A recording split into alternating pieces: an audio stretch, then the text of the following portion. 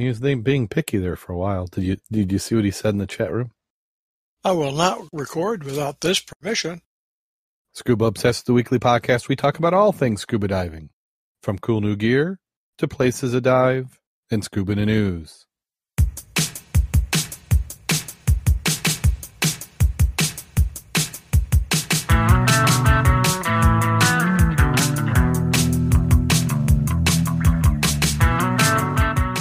Scuba Obsessed episode 396, recorded live February 14th, 2018.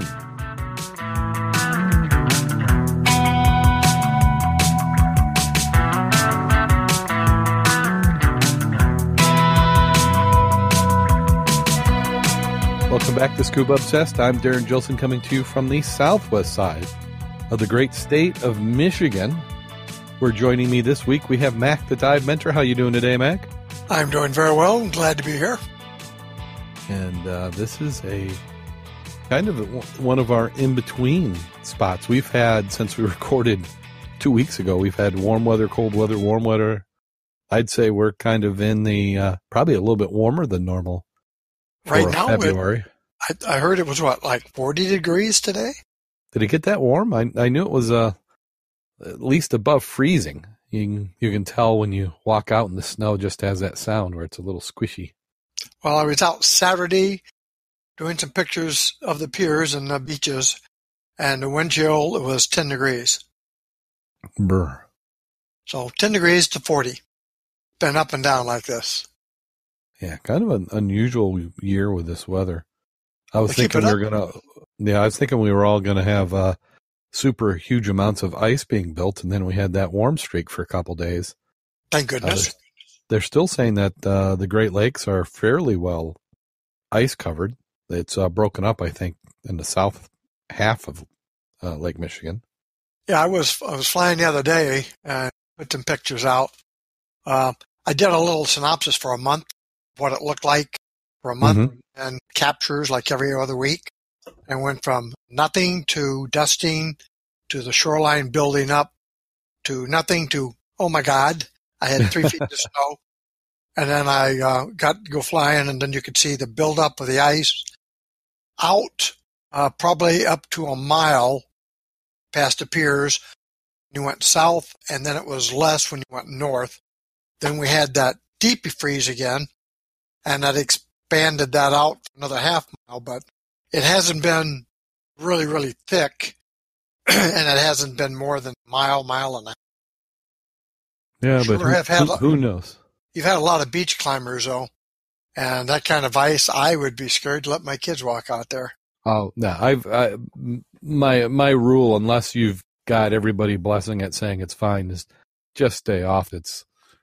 When it builds up, you have cavities and all sorts of things open up. That's not strong, secure ice. It's not like if you're up north on a nice contained lake. That's a lot different type of ice than you're going to get down here in the south part of this Lake Michigan. Yeah, a couple of guys I know were ice fishing. They said at minimum they've had is 4 to 6 inches of ice. And I have been on the barriers out there, but I was wearing cleats, flotation gear if I needed it. Yeah. And I looked a little funny because I had a 8-foot pole with me, and I kept it under my armpits. So if I fell through, I wasn't going to go all the way down. Yeah, that's a good idea. And I kept my ice cleats around my arms, the picks. Yep. And I may have looked a little funny, but if I had gone in, I was going to be good, and I could have got out. Yeah, it's not a fashion show. Well, let's go ahead and jump right on into the news. We got a chat room, got our regulars. We have Eric and Derek, and Dave's also in there this week. So let's see, what was the first one we had up is a recall. Shearwater recalls its computer transmitters. And this is from the recall. Over the years, some of our readers have expanded their skills from sports diving to technical diving. And if you're a Shearwater computer user for the later, this recall notice could be important. Shearwater computers can be gas integrated with multiple tanks using several transmitters on their first stages. One of the transmitters is now subject to a voluntary recall. Shearwater discovered that the yellow transmitter may have the same transmission interval as one of the gray transmitters. When the transmitters of both colors are used by the same diver in the same dive, signal interference could potentially occur and cause drop signals. Otherwise, the computers are not affected. If you've got a Shearwater computer, stop using the yellow tank transmitters and contact the manufacturer at www.shearwater.com/announcements. And we know quite a few people who have the Shearwater. I don't know how many have the wireless transmitters, though. And this is different than the one we had last week, because this is a voluntary recall. The one we talked about last week before. They never had a recall. It kind of makes you wonder, with as many of those systems that are out there, how it took so long for somebody to notice. Or is it one of those things where it works so well 90% of the time that in this particular case, there's some cases where it will flake out a little bit. And again, if it's a shallow item or, a small error, you may not realize it's really an error. Yeah. Not knowing how they work or what frequency they're on, I'm guessing that it might not be something that you would readily notice. So there you go, if you have one. Now, do most of the tech divers use those? Would that be something where you've got the transmitters and all your tank down there, or is it something where you might come up and have stage bottles on a different transmitter? I really do not know. I've never used any like that. Dave were out there on speaking. Maybe he could add his 2 cents on it. Yeah, he's saying that it's a minimal issue, but Shearwater wants no issues. The air integration is slowly being adopted by the tech world. So as people get more comfortable with the technology that transmits that stuff wirelessly, then the convenience, and just to have it all at your computer. You look at the computer, you don't have to fumble around and hunt for tanks. He says that rebreather divers seem to be adopting it faster. And then here we've got one, a Me Too moment in Egypt. We covered something similar a few weeks ago. And this one says, Egypt is unfortunately known as a place where harassing female tourists on the streets is common. But when harassment happened recently on a Red Sea dive trip, one diver took matters in his own hands, and with his camera, and Egyptian media backed him up by publicly shaming the harasser. Underwater photographer Mohammed Hani was on the dive near Sharm el-Sheikh when he noticed an encounter between a young female diver, whom he supposed was Russian, and her diving instructor, both underwater and above. He started tracking the incident underwater with his camera, followed them to when they surfaced, arguing with the woman looking for an escape as soon as she saw the boat. Looking relieved, she asked for help to board to be protected from her instructor. The man doing the harassing threatened Hani twice, first when Hani tried to intervene and then realizing he had photos.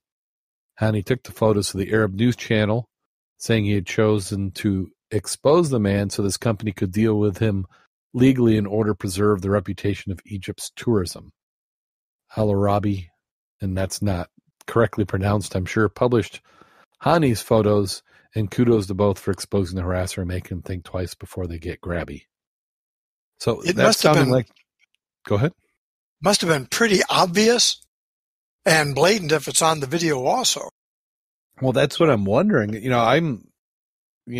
Maybe from a Western perspective, when you hear about these things, you're thinking, catcalling or maybe just some light inappropriate touching. But this sounds like it had to be noticed from a distance underwater. Yeah. I understand the water's clear, but that had to have been some pretty brazen and obnoxious and pretty blatant. Inappropriate. Yeah, pretty blatant. So, yeah, hopefully that's an issue. If you want Egypt to be a tourism source, that's something that they're going to have to get under control. And it's good that he thought about that from that perspective of both the woman first and take it the way he did. Not just confront the guy himself, but take it to we got that publicity. Mm-hmm. Yeah. So without going into the politics, this is certainly inappropriate, and you hope that this happens less, not only in Egypt, but elsewhere around the world. And then we have the next article is why are red sea sharks biting more often? Now, I thought that article was pretty darn good, and it gave some good items of why that it might be happening. Now, where was this article from? Was it a particular source or? Right off the bat, I couldn't. You can't remember. But I came. I know what it was. It was an Undercurrent magazine. Oh, Undercurrent. Okay. Right, and it was they had printed several insert articles as they were talking about some other items and trips, and I thought this one was really interesting. Yeah, it says, if a shark decides to bite you, there's little you can do. The question is, why are red sea sharks biting more divers these days? Oceanic white-tipped shark, which swim in tropical and warm-temperate seas, are often encountered in Red Sea dive sites such as the Brother Islands near the Egyptian coast, but recently they've started to bite divers more than they had in the past. Dan White, a British diver, posted a video online that he shot of a shark biting a diver in the area in early November. He was filming an oceanic white tip circling the boat. While he was doing a deco stop, he looked relaxed and was swimming about casually, but then about 20 divers from other boats surrounded it and eventually got spooked. The shark then made an antagonistic display with its pectoral fins down and back arched, but the divers didn't seem to notice the change in its demeanor. Then the shark became interested in one particular diver wearing a shorty, particularly attracted by the action of his bare white legs as he swam. The diver fended it off 3 times. The diver from a different boat and wearing a side mount tank saw what was happening, but unaware of the danger, took his eyes off the shark. In that instant, the shark bit one of his calf muscles cleanly off. All divers then scrambled from the water. The victim was recovered to his own liveaboard. Luckily, an ex-Marine medic who was a passenger on White's boat was there to help stabilize him, and he was motored back to the mainland. You can see in White's video, the oceanic white tip are an ocean roving scavenger constantly searching for a meal. They have wide-ranging tastes and will investigate anything, including resting seabirds and coconuts floating on the surface. In the ICC's busy sea lanes, they have learned to follow the loud nose of freighters traveling to and from the Suez Canal because their galleys tend to dispose of waste over the stern. This has been going on for more than 100 years. Nowadays, Red Sea liveaboards travel in convoys while making the long crossing from the mainland for safety reasons, but that means there can be a lot of divers in the water at one time and can make it easy pickings for the sharks. The liveaboard, with their onboard generators, compressors, big engines, make the same sounds as the freighters the oceanic white-tipped sharks have learned to follow. The sounds ring a dinner bell for the shark. This is why they approach divers closely near where the liveaboards are moored, looking for any sign of weakness. Silent rebreathers can attest to the fact that a large number of open-circuit divers together in the water can produce a deafening, roaring noise from the regulators as they exhale air, which can result in problems with these sharks, as Dan White's video shows. Baiting sharks doesn't help matters. Diver Oliver Ohlendorf took pictures of the liveaboard crew baiting the waters at the Daedalus Reef to entice ocean white tips a week before the shark attacked that White filmed. While Daedalus Reef is 125 miles from Brother Islands, the sharks have been regularly seen feeding on sewage outflows from moored boats. No matter where you're diving, and no account should any diver or boat crew harass any shark. They'll usually make a close inspection, then move on. If you're in the water with an oceanic white-tipped shark and feel uncomfortable, leave the water as soon as practical. Never swim at the surface in the presence of the oceanic white-tip because that is where they commonly find their food. Since White's video went online, there have been more bites by divers and oceanic white-tipped sharks. They haven't been as serious, but they're still very concerning. Egyptian authorities' reaction to temporarily suspend diving activities at the Brother Island for all December in hopes the problem sharks will move elsewhere. Yeah, that is interesting. Did they say it was hanging around sewage outlets on the boats? Yes. I don't know anything about what they're eating, but I didn't think that was something that was on their diet. Yeah. I wouldn't think so. Now, is it one of those things where they hang around and maybe selectively filter? Because where does kitchen scraps go in a boat? You know, if I'm chopping stuff up, do I Is there like a garbage disposal which goes out the same system? I don't know. I know back in the day, they'd package it and put it overboard. I know on the troop carriers I was on one time, yeah, they would deliberately put food over to see what they could draw to the boat Yeah. for your amusement. And there's probably some of that going on. Yeah, when you get bored, you get dangerous. That's all I got to say. Yeah. Well, the shorties with the white legs. I mean, it's like saying, "Don't put me in the water." Oh yeah. I thought it was interesting, and their logic behind it about following the noise. We've got a history now of following the freighters because they dump their trash. That makes a lot of sense. Oh yeah. But especially agitating by feeding the sharks a week before you're going to have people out there undiving, not a good idea. Yeah, I'm not a fan of that chumming or any of that. I think you're conditioning them because what did they observe right before you started to chum? Was that dive boat coming up? Yeah. So that they're now associating dive boat with chum, and maybe that makes great for videos and stuff. But yeah, not a big fan. So Shackleton's next. Yep, it says search for Shackleton's Antarctic shipwreck turns back to avoid a deadly ice trap. We've talked about this a few times, and I know last week when we didn't have a podcast, they were getting pretty close. There's some reports saying that they were in the area, and they said with worsening weather nearby, impenetrable sea ice have forced the research ship to abandon its search of the 1915 wreck of Ernest Shackleton's icebound ship Endurance in Antarctic's Weddell Sea.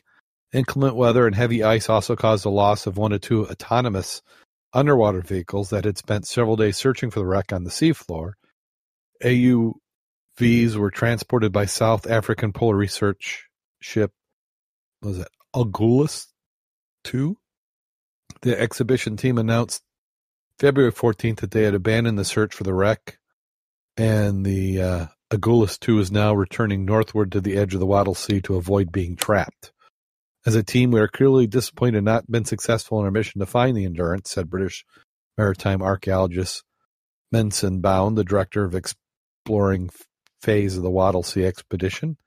Like Shackleton before us, who describes the graveyard of the Endurance as the worst portion of the worst sea in the world, our well-laid plans were overcome by rapidly moving ice and what Shackleton called the evil conditions of the Weddell Sea. The Endurance was crushed by ice and sank to the seafloor in November 1915, forcing Shackleton and his crew to trek on foot and float on sheets of ice for hundreds of miles across the harsh Antarctic terrain to Elephant Island, the northern tip of the Antarctic Peninsula. Shackleton and his 5 men then navigated in a small lifeboat for 800 miles to a whaling station in the subpolar island of South Georgia to bring help to the remaining crew. Remarkably, all 27 members of the expedition survived the ordeal, which is a huge accomplishment. I wonder how many volunteered to go back. I would have taken that as, you know what, you got lucky once. But, you know, some people maybe felt they had learned enough about it and thought maybe they could avoid it again.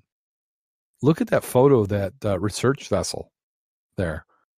Is that how they haul stuff up? Is that like a... I was looking at that, and it makes sense, because you come up to the shelf like that, it articulates up over the shelf and gets you away from the edge, and then they move it over and make their station. That is a pretty cool picture. Yeah. Yeah, and for those who aren't watching, we'll have links in the show notes.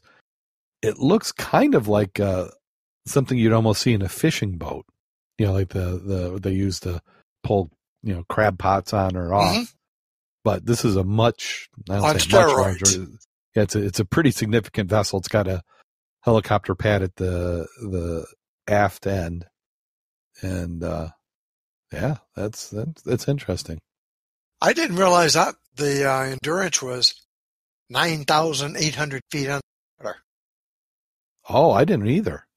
Said researchers hope that the 2 AUVs on board would help them find the wreck of the Endurance, which is thought to rest about 9,800 feet or 3,000 meters of water beneath the sea of ice. Wow.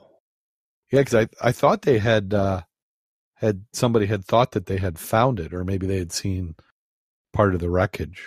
But wow, that's deep to be looking. 10,000 feet. Yeah. Well, that's going to go in a minute when you talk about that other aircraft carrier. Yeah. But I thought it was good. It said the other AUV went missing completely a few days ago after it had been searching underwater for more than 30 hours and had traveled beneath a large ice floe. Ooh. So maybe it ran into a nice UFO down there, and the AUV is wedded to the UFO. Yeah, gobbled them up. Yeah. It's connecting in the internet. It's probably, I wonder if it had a Netflix subscription. It could be. They could be watching something right now, maybe Stranger Things. And then here we have an article, and it's win a Shark Tank dive experience at Scuba Day at the ABQ Aquarium. Just making sure Craig was still there. This is from Albuquerque, New Mexico. No ocean, no problem. Attendees can learn all about the sport of scuba diving at the ABQ Bioparks Aquarium during Scuba Day.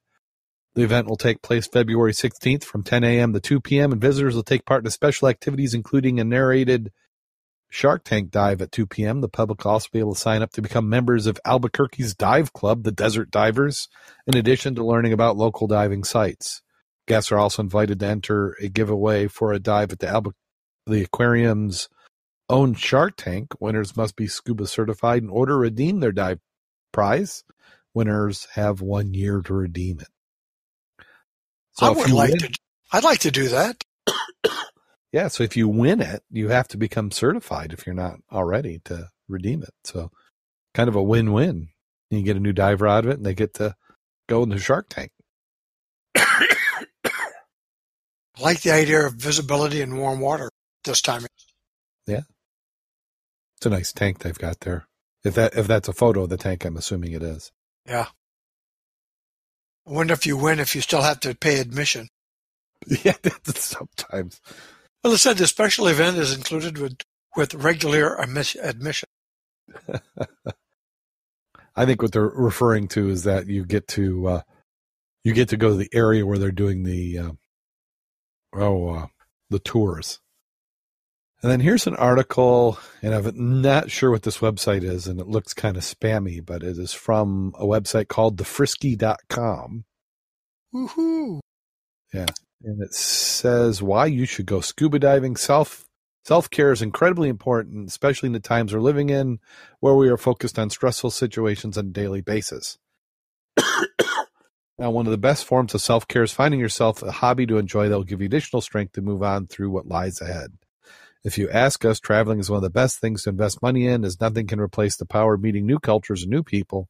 And with it, islands offer something that not many areas can, and that is scuba diving. Scuba diving, which is becoming quite popular during the past few decades, this unique activity allows you to explore what lies below the water surface and enjoy an environment that we as humans aren't used to. Egypt has been one of the most attractive scuba diving destinations for years, and now certain islands like Bali and Maldives are joining in, but we can't go without mentioning the perils of the Indian Ocean. Oh, mentioning the pearl of the Indian Ocean, Indonesia. It offers amazing scuba diving trips, and once you go there, we guarantee you won't be disappointed. Further ado, let's go ahead and look at why you should go scuba diving. Before we get to that section, I almost think that we should probably start a pool of if we can bet how old the author is by the terminology, because you kind of pick up on different cues in this, and I'm guessing this is a younger aged writer who's talking about this. Also, I said this is spammy. I'm thinking that based on all the name drops they did, these are all advertisers in whatever this website is. So number one, first and foremost, is it's an activity that doesn't require much organizing effort from your site. The only thing you have to do is travel to a given place and follow the instructions, and of course pass the relevant training program if you're planning to do some deep scuba diving. On the other hand, scuba diving agencies cover and organize everything else, and we recommend you look at all the great PADI IDC Gili Island TripAdvisor offers. What? Doesn't require much organizing effort from your site. Are you there, Mac? I think the term is not a native speaker. Oh, okay. Pretty close, but not 100%. Not 100%, but maybe if you're doing some sort of program, you're letting them.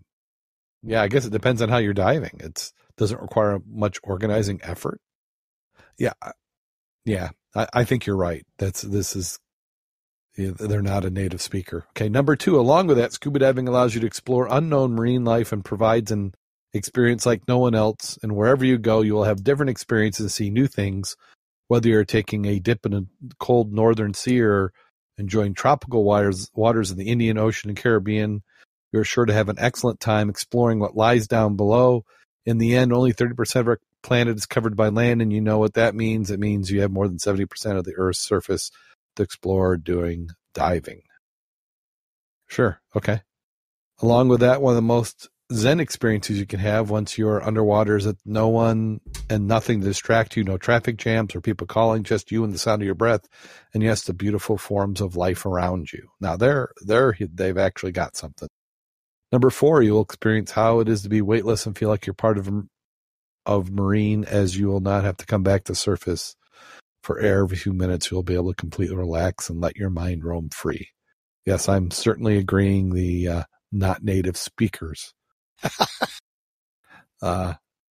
Which I have to say, I'm not native speak. I'm barely native speaking English, let alone any languages. So that's not my criticism. It's just this is funny English.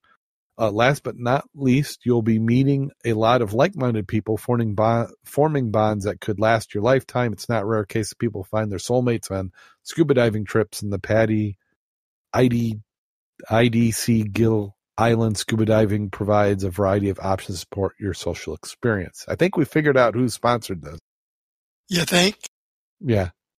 I like the little part, though. Completely relax and let your mind roam free. You know, if you're 150 foot down, I don't think I want my mind roaming too much. Yeah, there's nothing to worry about. Problems. Just make sure you got enough air in your gear so it's positively buoyant so that they can use it for the next diver. I noticed a lot of their pictures was from lots of different sources.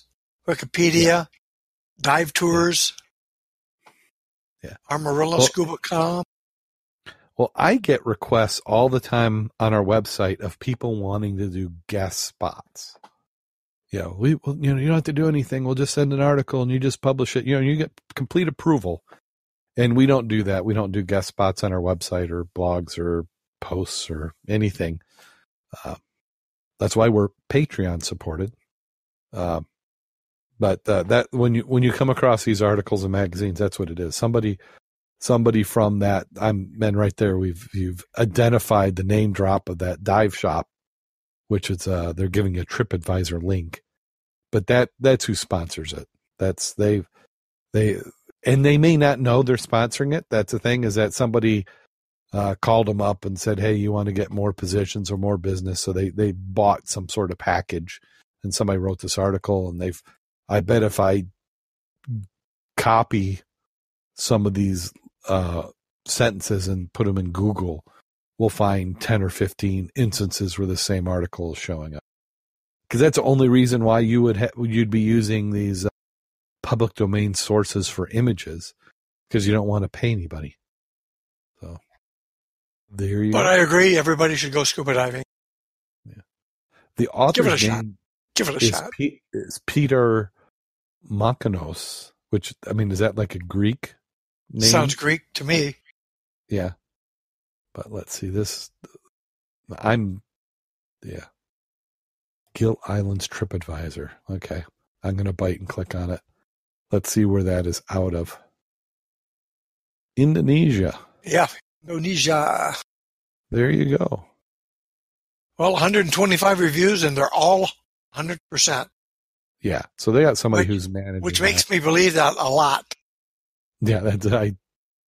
There's not anything other than excellent. So I think these are one of these 0 to hero type of locations.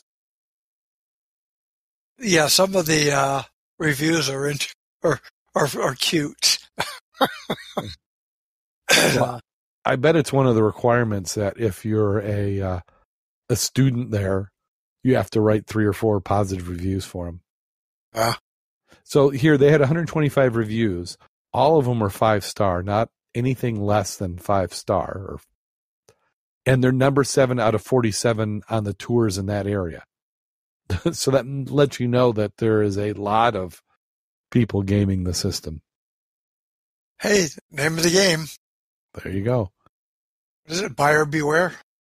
Yep. Excuse me. And then this next one is a wreckage of World War II aircraft carrier found in the South Pacific Ocean. More than 75 years after the aircraft carrier USS Hornet sank in World War II battle, researchers have uncovered its wreckage 3 miles under the South Pacific Ocean. The Hornet played a role in several key events of the war, including Doolittle raid on Japan and a pivotal battle of Midway. Since it sank, its resting place has been a mystery. An expedition crew funded by Microsoft co-founder Paul Allen has been searching for historically significant shipwrecks using research vessel Petrel.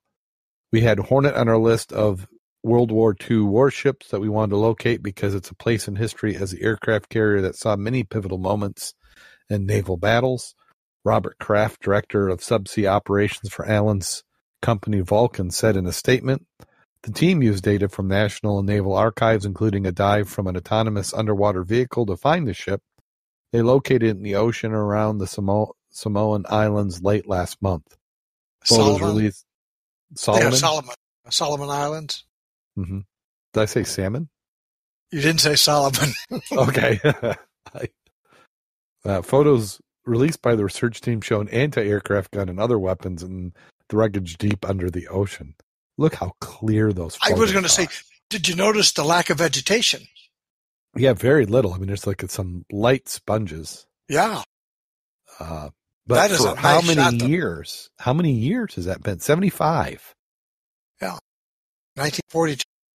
That looks like you could just about bring it to the surface. I mean, there's not a ton, you don't have a ton of concretions on it wow. The Hornet was sunk by Japanese forces in the Battle of Santa Cruz Island in October 1942. Japanese bombers and torpedo planes heavily damaged the ship, eventually causing its crew to abandon it. When they left, they were dead in the water. Richard Nowlatsky, who was a gunner on the ship and survived the battle, told CBS News they used armor-piercing bombs. Now when they come down, you hear them going through the decks, plink, plink, plink, plink, plink, and when they explode, the whole ship shakes. 2 Japanese destroyers eventually launched an additional torpedo attack, sinking the Hornet. It was in commission service for just over a year, according to a Navy history. With the loss of the Hornet, serious damage to the Enterprise, Battle of Santa Cruz was a Japanese victory, but at an extremely high cost. Retired Rear Admiral Admiral Cox, Director of Naval History and Heritage Command, said in a statement, about half the Japanese aircraft engaged were shot down by greatly improved U.S. Navy anti-aircraft defenses. As a result, Japanese carriers did not engage again in a battle for almost 2 years. Most famously, during the Doolittle raid in April 1942, 16 B-25 planes took off from the ship and bombed targets in Japan, including Tokyo. The heavily laden bombers, which were not designed to land on an aircraft carrier, forced to try and land in China or in the Soviet Union. Wow. So bombers took off from the deck. While the material damage inflicted by Doolittle's raiders proved small, the Navy said the effect of the air raid on Japanese capital itself proved enormous. The researchers added that this is the first air operation to strike Japan and proved an important American morale boost since the devastating Pearl Harbor attack. The ship also fought in the Battle of Midway, where U.S. carriers sank 4 Japanese aircraft carriers. Many naval historians view Midway as a turning point in the war. In the Pacific, the Hornet received 4 battle stars for its service in the war. This particular article didn't show the side scans, but somewhere on Facebook, I thought I saw side scans with the aircraft carrier looking like it was sitting flat in the bottom. Give me a second. Yeah, and when I first saw that, I was thinking, that can't be a real photo. I mean, it just looked too perfect. Oh. Did you find it? Yeah. Hang on a second. Let me look at that. Yeah, that maybe it was. I think it's almost like a 3D modeling, and it's on the side. Yeah, Dave said he's shared some on Facebook. Yeah, it looks like he's sitting on the side. Yeah, but those are some amazing. I'm looking at the other pictures. Let me send this to you. This is cool. You see that one? And you're right. In one picture, it looks like it's almost on straight and level. It's got tractors on board. Those are cool photos. Darn. Wow. Yeah, that one shot it's almost nice and even on the bottom. You could take off from that. Yes. With your submarine. Because I'm not picturing that as aircraft carrier when it goes down really well, but that didn't look too bad. That was pretty nice. It seems like it must have sunk very slow and got a lot of the air out so it didn't blow out. Yeah. But some of the gun turrets, quite interesting. Yeah, the one they show where it initially impacted the bottom and then where it laid. So it came down bow first. Oh, yeah, I see that now, the side scan. Yeah. That is a cool picture. Very nice. How did the viewers get to see this? Beautiful. How we're going to make sure the viewers can see this? I don't know. It's just too bad this is not in 150 foot of water. Yes. Oh my gosh. Could you imagine that? Of course, it had probably been stripped bare by now. Well, I don't know. Be protective on Great Lakes. Oh, I see that. Well, I see that photo you're talking about where it's kind of sitting there a little bit tilted in the bottom. Yeah. Yeah. I mean, and that tractor just sitting there chained to the deck. Yep. You can read the freaking name on it. International Harvester. It looks like you can almost pick that sucker up, put it on the surface, drive it away. Tires are still in it, too. Surprised me. Yeah, exactly. Yep. I thought the tires would have. Well, would they have used solid water? Core? Solid core? Solid core, or I know sometimes they would fill the tires with water for mass. I don't know. That was interesting. You know, if that was in diving depth, you'd swear somebody walked over and wiped the nameplate off. Yeah. Because that's what you see. That's why I looked at it and said, wait a minute, I can read that. Wow. Yeah, that picture is January 21st. Yeah? Yeah, talk about current. They got a couple of bucks invested in doing this research. Yeah, they're recommending in the chat room that we share them on the Facebook page. Yeah, which we can. Well, at least we'll share the link that Max put in there. Yeah, you want the Facebook page and just follow and take a look. So yeah, I'll do that tonight before we end the show. Thanks, Karen and Dave, for the suggestion. Okay, let's see. Well, that does it for Scuba News. We have one more article, which is kind of a potentially cool scuba gear. And seems like the only time I find out about anything new in scuba gear is a Kickstarter project, which is exactly what this one is. This is Ocean's S1 Scuba Dive Computer. It says Team Oceans has created a new scuba dive computer complete with a buddy communication system, which they've launched via Kickstarter this week with early bird pledges available from £250, offering a considerable 40% savings on the recommended retail price will take effect once the campaign comes to an end. Watch a demonstration video to learn more how the Ocean's S1 supersonic dive computer and its features. Development team behind the Ocean's S1 supersonic dive computer and buddy communication system explain more about its inspiration. They say hand signals work well, but they're hampered by one obvious caveat. The signal relies on divers looking at each other, but improving underwater communications is hard, and radio waves used for communications on land fade away instantly underwater. In addition to high-end features like Retina class color display, 3-axis digital compass, haptic feedback, wireless charging, we're adding a new dimension to recreational dive computers, buddy communication. And they give a list of all sorts of features that it has. I'd be very interested in how they mean underwater communications. Are they talking buddy to buddy, or are they talking communications wireless to your console. From what I went and looked at the Kickstarter project, and it looks like they may make it. There's no guarantee. They're not crushing it, but they're certainly on a pace that they'll reach it before the end. So by the time you hear this, if you're within a week or two of us recording it, it's probably still an active campaign. But what they do on the Kickstarters are showing that if you had a dive group, you could do a recall from this. And that's been something that we've been concerned with, is how do you recall divers? So if everybody in a dive group had one of these, you could actually issue a recall. What I'm guessing, and I haven't watched the video, is that there's some like preset statements that you can say.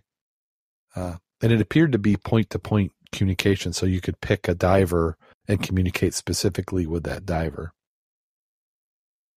What I thought was interesting is that it doesn't come with a charger. It uses wireless charging, kind of like some of the modern cell phones are using.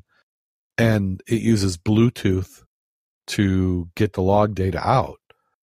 So with that, it means that you'd have a dive computer that's pretty well sealed. It's like factory sealed. You wouldn't have to, be opening it up to change the battery or to plug in a port. So I kind of like that feature. So as always, they just have to send us one. We'd give it a try. Actually, you'd have to send us 4 or 5 of these. What is that word? That HAPTIC, haptic? Haptic. It's like if you are typing characters like on a phone. If you ever feel like it kind of bumps or vibrates as you type the character. I don't know if you've done that on a smartphone. Well, I didn't know. No, I'm not that smart. But that's what it is. So it's because you don't, because they're flat screens. When you touch them, it kind of like vibrates back as if it was like a click on the old mechanical keyboards. It's to try and give you some sort of sense that you're actually doing something. So that's it says here, recreates the sense of touch by applying the force, vibrations, or motions to the user. This mechanical stimulation can be used to assist in the creation of virtual objects in a computer simulation and to control virtual objects to enhance control. Yeah. But from the tactile aspect, if I got a rubber glove on, can I still feel it? It would depend how aggressive they do it. What they frequently are is their motors inside the device. 'Cause like if you've got your phone on vibrate, that's haptic. Okay. They just typically do it for a shorter amount of time. And there's different types of motors. If you're buying electronics and you're building a device, they have different ways of doing the same thing. Did you look this one up? On the Kickstarter? Yeah. I did. I don't have it open right now. Okay, I was just curious because that would be something to look at with the communications factory. Alone. Yeah, so let's take a look. Okay, here we are. And the unit of money is SEK, which I'm not sure what that is. I have a feeling it's Scandinavian. The location, Stockholm, Sweden, so it must be whatever the Swedish funds are. But in euros... let's divers communicate through pings. I just saw that. Through Atlas. Yeah, the S1 sends a ping message to each paired dive computer and shows notification display with the name of the diver looking for attention. Now, that's not a bad idea either. No, so what it's basically doing is saying, hey, look at so-and-so. Because you really have a limited bandwidth. So it's going to be very low frequency and sonic that's sending it out. So they're probably being conservative and limiting what it is. Yeah, they said 45 feet max. And the key item, if you're both on the wreck and looking around and not paying attention to your buddy, and you got a problem, you get that ping, you'll turn around and look for him. Yes.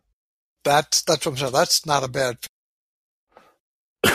Well, and if you think about it, like say you're a dive boat, it seems conceivable that you could have something that drops into the water. Maybe that's what I was thinking too. Yeah, anchor line, And you could do it saying, hey, recall, and maybe they could have, recall weather, recall whatever, or just recall, whatever, just get people up. But Okay, I like that SEK, by the way, 2,999 equals 304 American dollars. yes. If it reaches production, the planned price is $566.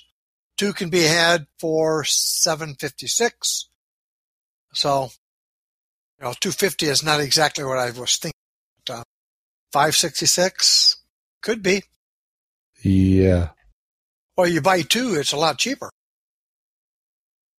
It is interesting. Yeah. Because the early bird price was $324, so they're all through those. The 2-pack is $756, $432. Yeah, so what they're doing is they got their initial sales to get the buzz going, and yeah. But right now they've got 23,524 pledged out of 37,803 goal. That's 69 backers, and they have 22 days to go. So, they seem to be on pace, but it's still not a guarantee. It just depends how many people they can get. But yeah. I think it looks interesting. The thing with something like this is that one doesn't do you any good. Yeah. Yeah. Because it's just, at that point, it's just a dive computer. You need somebody else to have it. And that's the challenge with all these, is that really what needs to happen is all these dive computer companies need to open source this. And then, if you've got a Shearwater that can talk to an Aries, that can talk to, another Sunto, now you've got something. But when everybody's got to have the same dive computer, our club, Shearwater may be the most prevalent, but not by a lot. I mean, I doubt we got more than, I doubt there's 3 of any one dive computer that are in our dive club. I think it's probably be correct. Of different ones. I'm sorry? I said you'd be correct. Yeah. Oh, Swedish krona or krona. Yeah. 1 krona is 11 US dollars. Oh, Corona was a beer. Yeah. No, it's 0.11 US dollars. Okay. The digital tank bangers, what Dave said. In a way it is. Except where who is banging the tank. Interesting. Well, if you get one, let us know how you like it. Well, that does it for Scuba in the News. And again, want to apologize to everybody for missing last week, but I was coughing a lung out. So an hour and a half episode would have probably been about 10 minutes worth of content. Couldn't bear editing that much out. And if you're enjoying the program, we certainly would appreciate the support. We have picked up a few Patreon supporters, but we're still in need as we continue in the year. So if you can head on over to our not Facebook page, you can do that too, but our website, www.scubaobsessed.com, click on the Patreon link, and any amount would be appreciated. If you can't do that, we understand. If we could get a 5-star review on your platform of choice. And somehow, last episode, we talked about that we had been ranked number 1 on the Scuba Diving Podcast. Don't know what the criteria is, but we'll take it and certainly appreciate it. Also, something I've noticed is that if on the website we're starting to see some activity on the putting a pin in the fan map. So look around on the website, see if you can find that link, and put your pin, and you'll be able to see all the other listeners of the program who are on the fan map. Like to have somebody from each state and each country on there eventually. Yeah, it must be the jokes that got us a number 1 ranking. Maybe it was in spite of that. Well, let's see. 2 weeks, we should have had a ton of people diving. Do you know anybody who was doing any diving recently, Mac? Yeah. Maybe we lost him.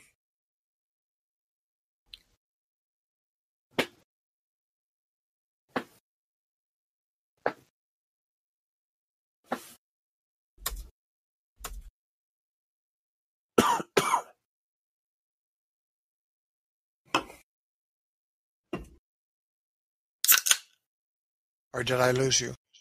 Ah, there you are. Yeah, I was like, what? I realized I was talking to nobody. There, I hear you now. All those pearls of wisdom I was just spouting forth just went to the outer Well, space then. What the heck? all the good benefits. Just the universe appreciates it. Yeah, I bet. So I was asking, or maybe you were answering me. Do you know if anybody's got any good dives in the last couple of weeks? Yeah, that's what I was answering. Okay. What I was saying is the last couple of weeks, no. And did you get the part about Kevin had hurt his arm? Oh, no, I didn't. Oh, yeah, that's why he's not been in the water, because he would be, especially with the ice. Now, was it? Are we allowed to know why? Was he partaking in the frozen ice crystal activity I on think mountains? no, I think it was work related. Oh, you do know that he's now engaged as of today. Oh no, I had. Well, congratulations. Yeah, you'll catch that on the site. Oh, okay. So that's a big one. Yeah, But Bob huge. hadn't been out because he's doing all that work around the house. Yeah, I saw he was doing kitchen projects. Well, he was replaced all the rugs, the carpet, put down hardwood floor. Oh, I know. Yeah. I'd like to do that, but I just don't have the mechanical abilities. Yeah, you say that, and that's what my wife and I this evening were. I guess you could call it Valentine's Day project. We went and looked, and I'll probably pick up the stuff, but it's going to take me a while. I got robotics here for the next 6 to 8 weeks, but we'll get started. It'll be that's what all the cool kids are doing. They're all getting hardwood floors. So, and I'm dreading it because I don't know if you've been in my house. A long time ago. Yeah, because I've got it's kind of like it was the hardwood floors, but it's like a parquet type of, that it was a glue down. It was before they had all these floating floors like they do now, but it was the it's not solid. It's not a 2-inch board solid all the way through. It's wood all the way through, but it's more like plywood with the top 1/8 inch being a finished surface. So it's nice, but I've got that, and then that was the hallways in the kitchen and dining room, and then the living room is carpet. And after, it's been almost 25 years.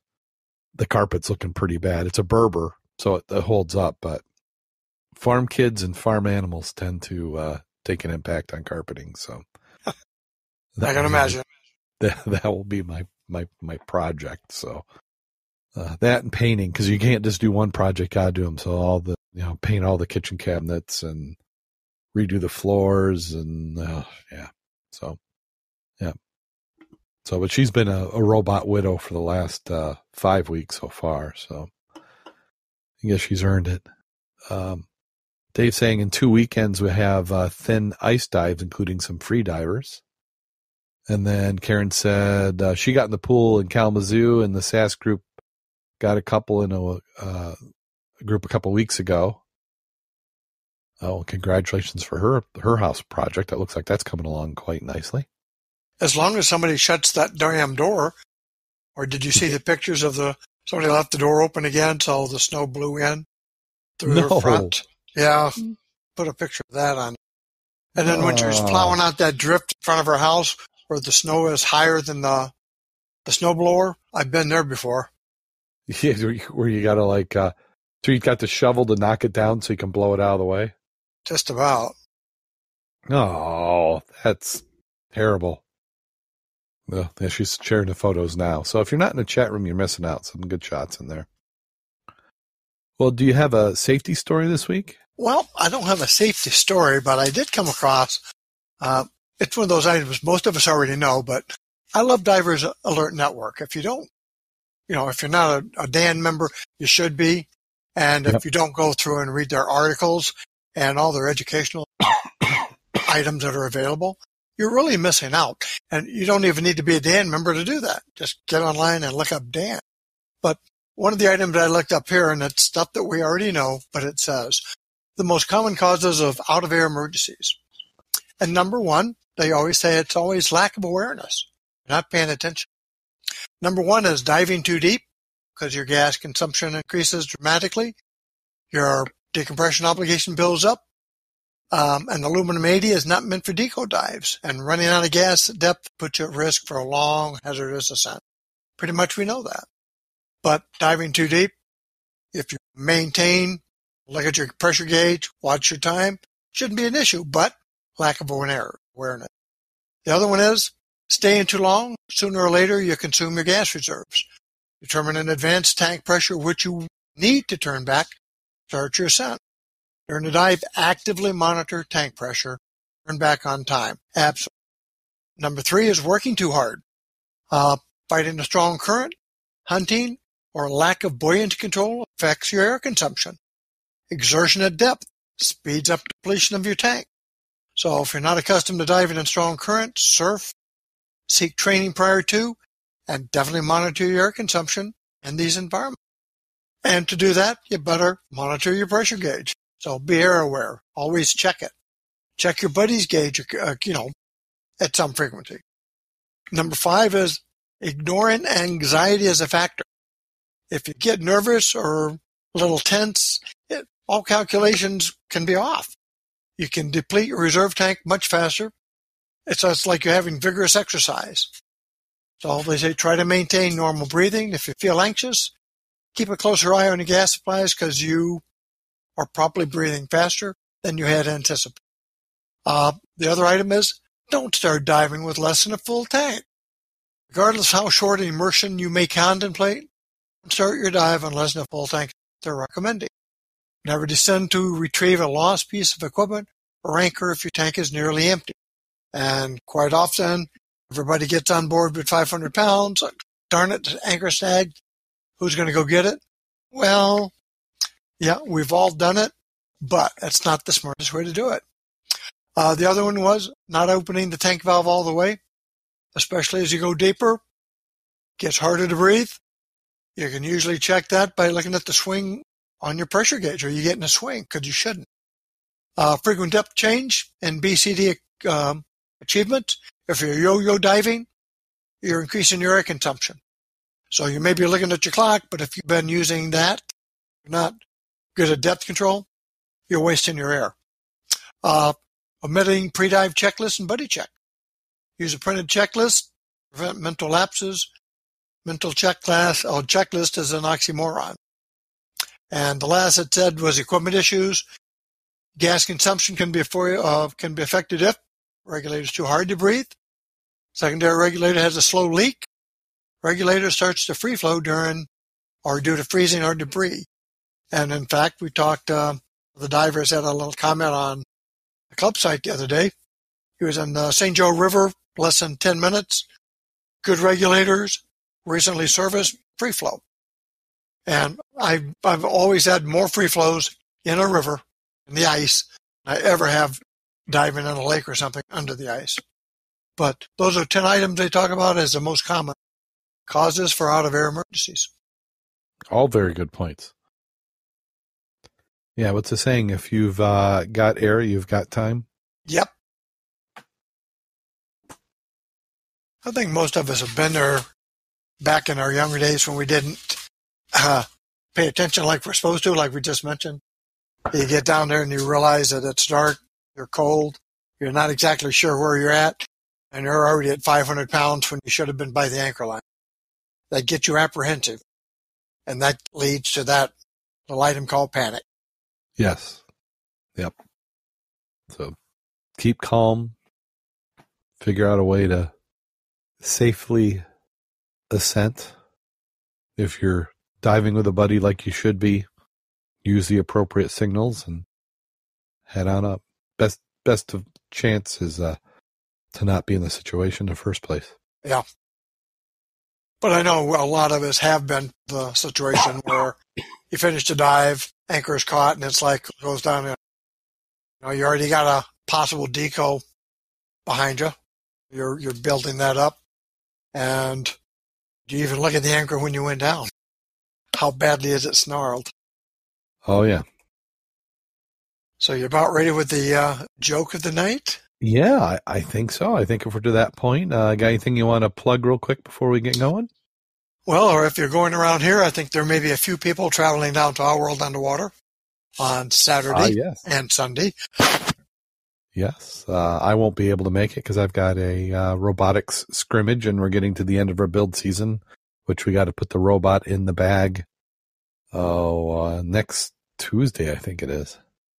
Well, I know Kevin will be there because he'll be manning the booth at Our World Underwater both days. Yes. Jim from the dive shop will be there. He's got some training to get done. I'm going to be with Mary Beth and Niles at the library doing a presentation with them. Part of their program they've had for the month of Waterworld. So that should be entertaining. I did understand that there is not going to be ghost ships again this year. So it sounds like that's gone by the wayside. Yeah, you know, every year you miss it makes it 5 times more unlikely it'll ever start again. Yep. Because you start losing that memory, you start losing the locations, people start making other plans. That's going to be a tough one. Yep. And then we still got, the March the 2nd? That's only a couple of weekends away. That's a Great Lakes Shipwreck down there in Ann Arbor. Yep. And then March is almost April. Yep. Well, in March, you still got open house at Wolf's. That's going to be the 16th. Yeah. Always a good chance for deals. Yes, there's plenty of deals. If you haven't got your gear in to get it serviced, it'll be a real good time because then it's April. It's time to dive. Yeah. Yeah, because right now, if everybody who dives were to get their gear in, the dive shop would be busy all the way until dive season started for most of the people who like the warmer weather. So I've got to dig my tanks out and take a look at them, make sure that they're all ready to go. So that'll be something I'll be doing here pretty soon. Yeah, so because you don't use your regulator and you leave it in the bag and you had it serviced and you hadn't used it hardly at all year, doesn't mean you don't need to have that checked out again. Yeah, it's a dry rot or dry stuff can really do some damage to you. Yeah, it's certain to do, and I know mine's due for it, so I need to get that in.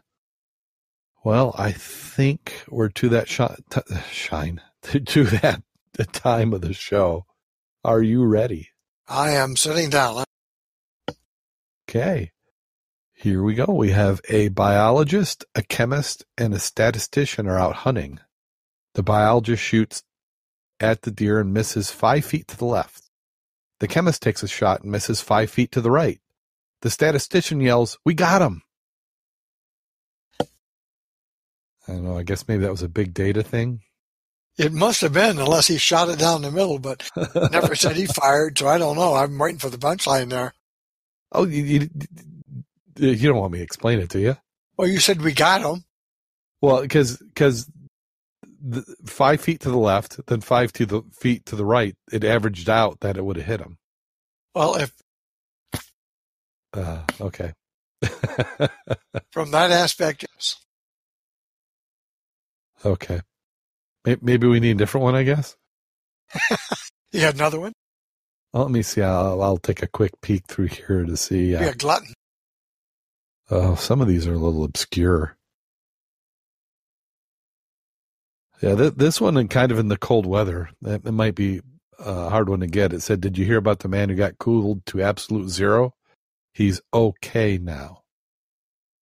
And the reason that one's supposed to be funny is because that would be 0 Kelvin is absolute zero. Okay. That's what I was about that. Yeah, I mean. Yeah. Yeah, some of these are great computer jokes. Let me see.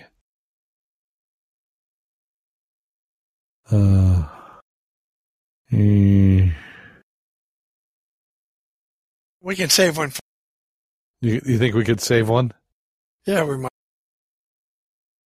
Here's one. I don't know if it's any better. Einstein, Newton, and Pascal decide to play hide and seek. Einstein is it, closes his eyes and counts to 10, and then he opens them. Pascal is nowhere to be seen. Newton is sitting right in front of Einstein with a piece of chalk in his hand. He's sitting in a box drawn on the ground, 1 meter to one side. Einstein says, "Newton, you're terrible. I found you." Newton says, No. You found 1 Newton per square meter. You found Pascal.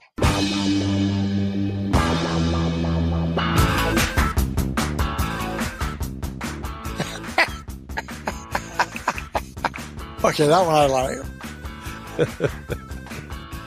Okay. So on that note, go out there and get wet.